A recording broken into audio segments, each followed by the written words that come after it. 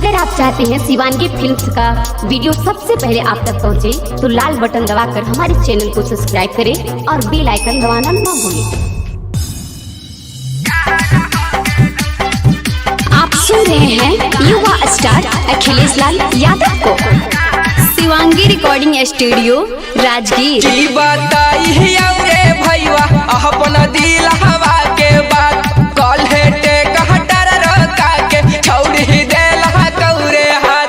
की बताई रे भैया अपन दिल हवा के बात कल हेटे कहटर रोका के छोड़ी देला कौरे हाथ। कैसे कहियो कि हमर हो नैना जहर हो गेलो, कैसे कहियो कि हमर नैना जहर हो गेलो।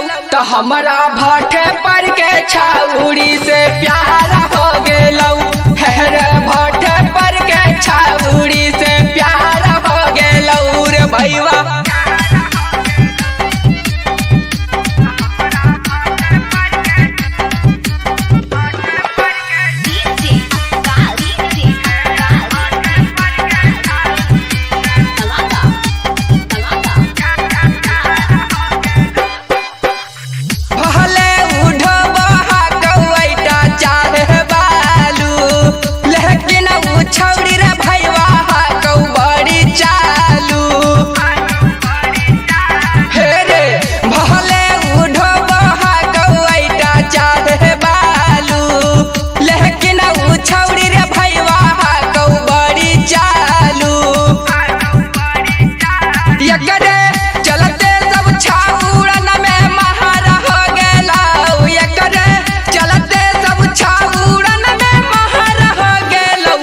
हमारा भाटे पर के छाउड़ी से प्यार हो गेलो, हेरे भाटे पर के छाउड़ी से प्यार हो गेलो रे भैया।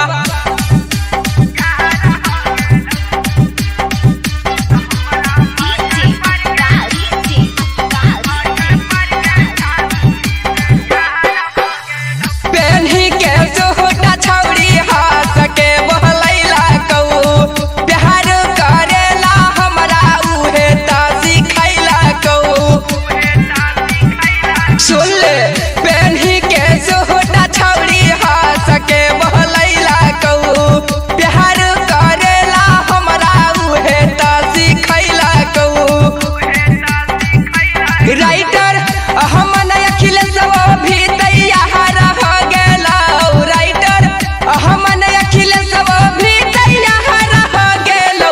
तो हमारा भाटे पर के छाउड़ी से प्यार हो गेलो, हेरे भाटे पर के छाउड़ी से प्यार हो गेलो रे भैया। Shivangi recording studio Rajgir.